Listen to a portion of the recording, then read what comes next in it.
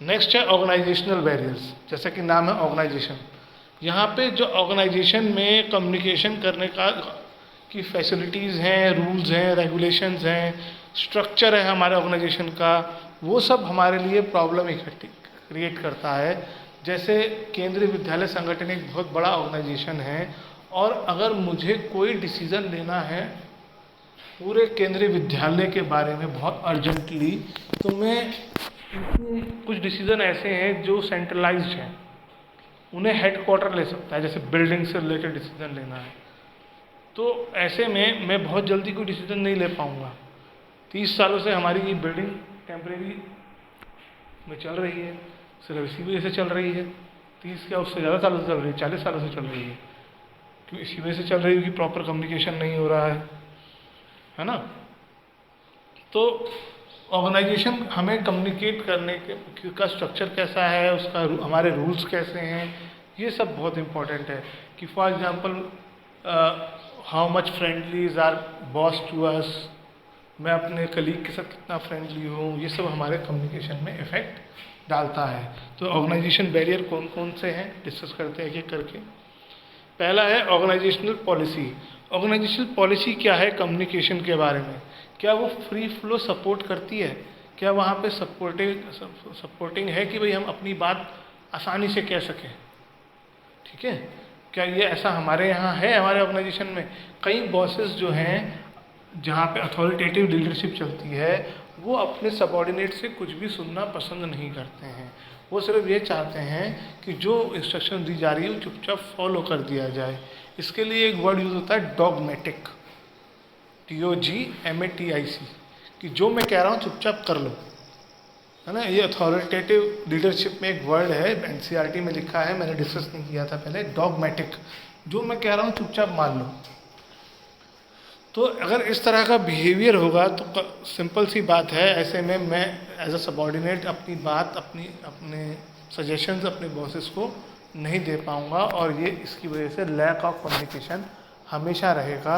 अगर कोई काम पूरा नहीं हो पाएगा तो बॉस को कभी पता नहीं चल पाएगा कि कहाँ कमी रह गई, क्योंकि वो तो सुनना ही नहीं चाह रहा है। रूल्स एंड रेगुलेशन, हमारे ऑर्गेनाइजेशन के रूल्स एंड रेगुलेशंस क्या है, वो भी एक हर्डल बनते हैं। जैसे मैंने आपको बताया कि अगर मुझे कोई बात हेडक्वार्टर तक पहुंचानी है तो मुझे स्केलर चेन फॉलो करनी पड़ेगी। पहले मुझे प्रिंसिपल सर को देना पड़ेगा, प्रिंसिपल सर रीजनल ऑफिस को देंगे, रीजनल ऑफिस जो है हेडक्वार्टर को देगा। तो इतने लंबे प्रोसीजर की वजह से कई बार मैं भी अपनी बात नहीं रखता हूँ, या मैं बात रखता भी हूँ तो वो फॉरवर्ड नहीं की जाती है। तो उसमें लंबे प्रोसीजर्स होने की वजह से भी कई बार कम्युनिकेशन की वो इम्पोर्टेंस नहीं रह जाती, क्योंकि हर डिलेज़ की वजह से अगर कोई मुझे सजेशन देना है जो कि बहुत ही नियर फ्यूचर में यूज़ होने वाला है, तो लंबे प्रोसीजर की वजह से उस सजेशन का कोई एडवांटेज नहीं रह जाता है। उसके अलावा स्टेटस, सुपीरियर का स्टेटस भी ऐसा कई बार ऐसा होता है कि वो प्रॉब्लम क्रिएट करता है। अगर क्या कहते हैं, जो मेरा सुपीरियर है वो अच्छी, जिससे मुझे कम्युनिकेट करना है, वो बहुत हायर पोस्ट पर है, तो मैं अपनी बात कभी भी उससे कम्युनिकेट नहीं कर पाऊँगा। जैसे फॉर एग्जांपल एक सिंपल सा एग्जांपल देता हूँ आपको। आज से 2 या 3 बल्कि 4 साल पहले यहाँ पे हमारे जो डिप्टी कमिश्नर थे, रीजनल पूरे रीजन के होते हैं, देहरादून रीजन के डिप्टी कमिश्नर ऑफ केंद्रीय विद्यालय रीजनल ऑफिस देहरादून आए।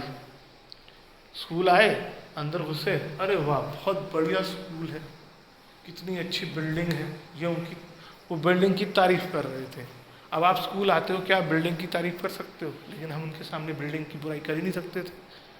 भाई अगर मुझे एक रूम से दूसरे रूम जाना है, नीचे पत्थर पड़े हुए हैं, बारिश हो जाए तो कितनी दिक्कत आती है, बहुत सारी प्रॉब्लम्स आप लोगों को एज ए स्टूडेंट, आपके लिए प्रॉपर प्लेग्राउंड नहीं है, टीचर्स के लिए प्रॉपर स्टाफ रूम नहीं है, लैब्स बहुत दूर पड़ जाती हैं। तो ये सब प्रॉब्लम हमें फेस करनी पड़ती हैं, जो प्रैक्टिकली हम उन्हें नहीं बता पाए, क्योंकि वो यहाँ खड़े होकर उनको ग्रीनरी दिखाई दे रही थी, उनको पहाड़ दिखाई दे रहे थे, तो और उस दिन मौसम भी अच्छा था। तो अब उनके स्टेटस की वजह से उनको हम टोक नहीं सकते थे कि सर आप तो गलत कह रहे हैं, उनका स्टेटस ऐसा है। We can not come because of their post, we can not communicate with them properly. आज हमसे मोदी जी पूछें आपको कोई प्रॉब्लम है, नहीं बोल पाएंगे। है ना, कि उनका स्टेटस ऐसा है, हम उनके सामने प्रॉब्लम्स बता ही नहीं सकते, उनके सामने हमें तारीफ ही करनी पड़ेगी, उनका स्टेटस ऐसा है ना।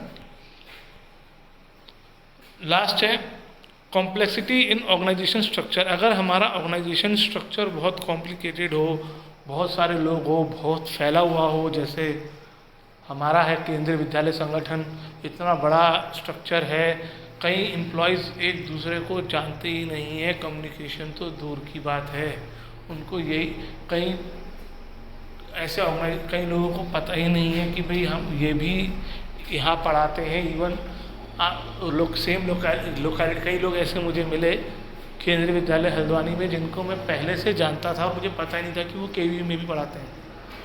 मुझे केंद्रीय विद्यालय हल्द्वानी में मिले, जैसे हमारे नारायण शर्मा सर हैं, एनडी सर, कुछ लोग जानते होंगे, वो पहले काशीपुर में थे, हम मिले, हम कभी नहीं थे, नाम एक दूसरे का सुना था, लेकिन मुझे कभी नहीं पता था कि उन्होंने केवी ज्वाइन कर लिया है।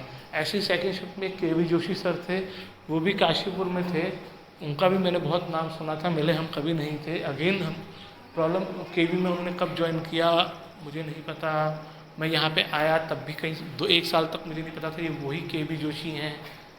तो स्ट्रक्चर बहुत बड़ा है, इस वजह से ऐसे में कम्युनिकेशन गैप हो जाता है। सेकंड शिफ्ट के साथ हमेशा हमारा कम्युनिकेशन गैप रहता ही रहता है, क्योंकि जिस समय वो आते हैं लगभग हमारा जाने का टाइम हो जाता है ना, तो हमारा उनके साथ मिलना कम होता है।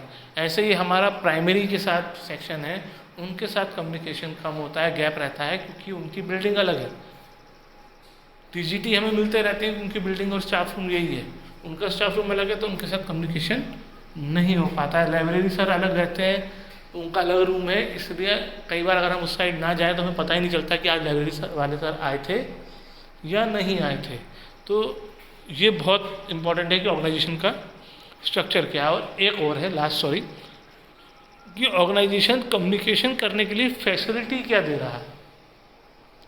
कई organisation suggestion box, complaint diary वगैरह देते हैं, क्या ऐसी कोई फैसिलिटी दे रहा है? अगर ऐसी फैसिलिटी नहीं दी जा रही है तो कम्युनिकेशन हो ही नहीं सकता। मैं अपनी शिकायत कहाँ दर्ज कराऊँ? आज की डेट में तो ये कंपलसरी हो गया है कि हर एक ऑर्गेनाइजेशन एक टोल फ्री नंबर देता है शिकायत करने के लिए और कॉल करने के लिए, लेकिन पहले ऐसा नहीं था। पहले अगर आपको शिकायत करनी हो कहाँ करो, किसके पास जाओ, अभी भी बहुत से चीज़ों में अगर आपको कोई शिकायत करनी होती है, कुछ बताना होता है, अगर आपको मेरी ही शिकायत करनी तो आप कहाँ करोगे बताओ? आपके पास कोई तरीका है शिकायत करने का?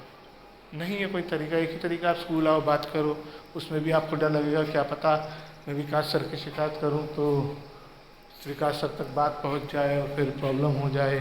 तो क्या फैसिलिटीज़ दी जाती हैं? वैसे स्कूल में सजेशन बॉक्स और कंप्लेंट बॉक्स का शायद आपको ना पता हो, स्कूल में लगे हुए हैं सजेशन बॉक्स और कंप्लेंट बॉक्स, जिसमें आप अपनी सजेशन और कंप्लेंट लिखकर बॉक्स में डाल सकते हो, लेकिन बच्चों को पता ही नहीं है, पेरेंट्स को पता ही नहीं है।